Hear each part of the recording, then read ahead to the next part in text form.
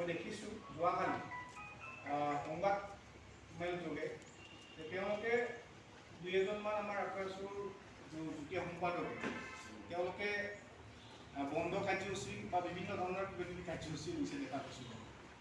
আক্ৰাছুৰ ফালৰ পৰা মোৰ নেতৃত্বত কোনো ধৰণৰ মই বন্ধ কাৰ্যসূচী বা কোনো ধৰণৰ ঘোষণা কৰা নাছিলোঁ। আমাৰ আজি সেই কমিটিখনৰে অলপ আগতে আমাৰ কাৰ্যনিৰ্বাহক হৈ যায়। আমি আমাৰ কাৰ্যনিৰ্বাহক যিগৰাকী এক্সিকিউটিভ আছিলে চবে প্ৰস্তাৱ দিছে যে আমি জাতিৰ স্বাৰ্থত আমি কোনো বিভাজনকাৰী নহয় বা আমি কোনো জাতিটো মানে ক্ষতিকাৰক একো সিদ্ধান্ত আমি নলওঁ। তাৰ কাৰণে আমি আজি প্ৰস্তাৱ লৈ সমূহীয়াভাৱে আমাৰ যিখন কমিটি আছিল আজি এই কমিটিখনতে আজি আমি আহি আকৌ নিজৰ নিজৰ যি আমাৰ প্ৰভাৱ আছিল তাতে আমি কাম কৰি যাওঁ জাতিৰ স্বাৰ্থত।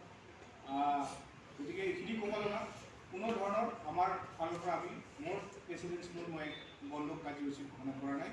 আৰু বিভিন্ন দিশৰ পৰা প্ৰশাসন দিশৰ পৰা বা বিভিন্ন দিশৰ পৰা যিহেতু কমিটিখন মোৰে নেতৃত্বত হৈছিল তাতে বন্ধ কাৰ্যসূচী ঘোষণা কৰাৰ লগে লগে মোক বিভিন্ন দিশৰ পৰা যোগাযোগ কৰিছে। গতিকে মই আজি স্পষ্ট আকাৰে আপোনালোকৰ আগত ক'ব বিচাৰিছোঁ যে যিখন কমিটিয়ে মানে তেওঁলোকে বন্ধ ঘোষণা কৰিছে এইখন কোনো ধৰণৰ মোৰ নেতৃত্বৰ আক্ৰাছুৰ কমিটি নহয়। তেওঁলোকৰ নিজাববীয়াকৈ কি কৰিছে কি কৰা নাই এইটো প্ৰশাসন আৰু ৰাইজে বুজি পাব। মোৰ এইখিনি আপোনালোকৰ মাজত ক'ব নাই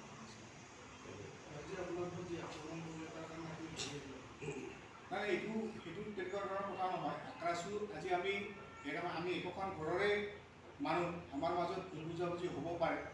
আজি মই 20 বছৰ প্ৰায় হ'ল আক্ৰাছুৰ লগত জড়িত। গতিকে নিজৰ মাজত অলপ কাজিয়া পেচাল হৈছিল।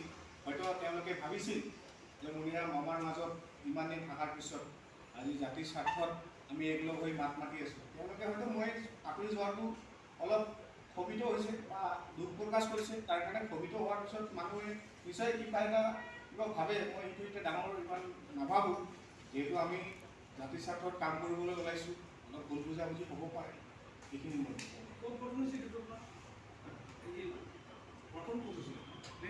গোসাইগাঁও হৈছিল। গোসাইগাঁও আমাৰ আক্ৰাছু কাৰ্যালয়তে হৈছিল। গোসাইগাঁও